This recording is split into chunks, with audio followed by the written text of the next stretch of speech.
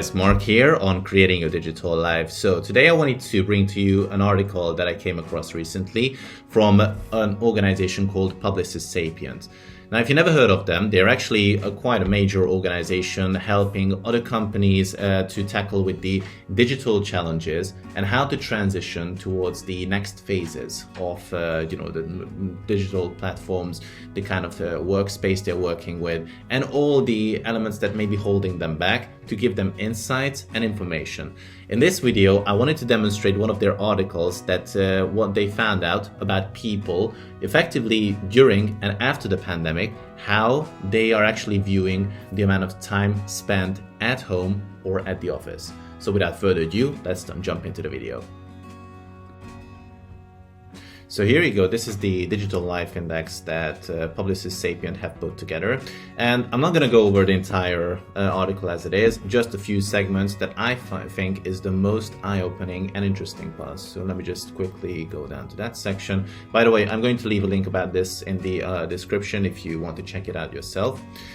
So just this is the first one that actually caught my eye, which is talking about how much of your work can you actually do remotely. There's people who are surveyed. And what turns out is actually more than half of them are able to do the majority of their work effectively from home.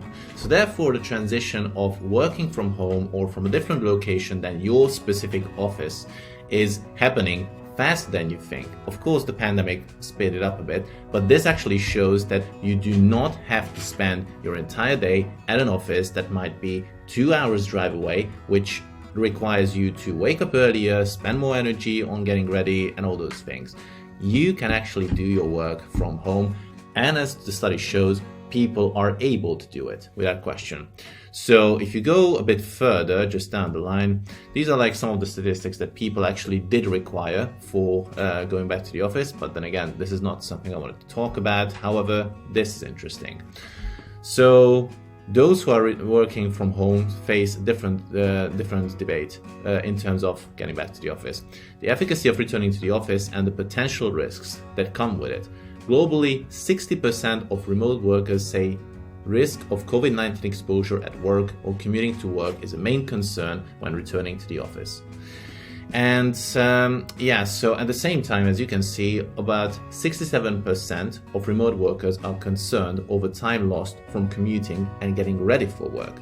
Over a third worry about spending more money on out-of-office expenses, which could be obviously a debate that can be talked about with the company itself, but that just shows that 67%, so about 2/3 of people, say that spending the amount of time just to get to the office, to do your work, is actually one of the main concerns. So if that can be addressed by having a digital life, not having to go to the office every single day, rather focusing on what you want to do and not even having to travel for that, I think it's a pretty big win in general. So therefore you should consider this kind of statistic as well.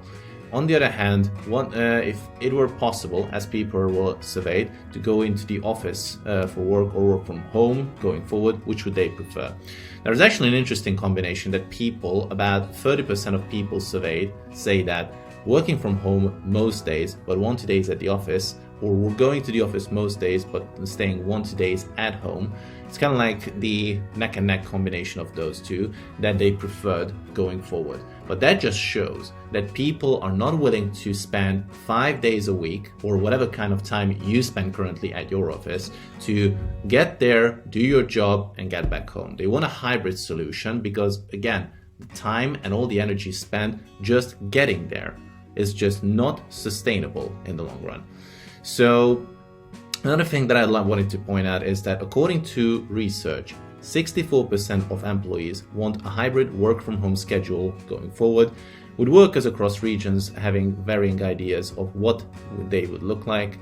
Employees in the United Arab Emirates, Singapore, Italy, Japan favor spending a majority of the week in the office, while in the US and Canada, employees want to spend more time at home, with close to 40% saying they would rather work remotely full-time. So that just shows that people are they want to just transition to this kind of work style, and not because of, let's say, they're aware of the digital lifestyle, that they can actually do this on a passive income basis as well, not even having to work 8 to 9 hours, which is another positive impact. The other thing is that while you're spending less energy on traveling to the office, it also helps you to focus better, to recuperate yourself, to even get a better rest, as a matter of fact. So you do not have to worry about waking up early in the morning, or the traffic jam, or whether you have the right tie, shirt, whatever. It all goes out the window. Obviously, you should get some kind of smart clothing, to put it this way, because that helps you to get in the right mindset. But this study proves that people want to work away from home, to spend as much time as possible from home. There you have it. That's in summary, the video, and that shows that people are willing, and actually they want to spend time more at home.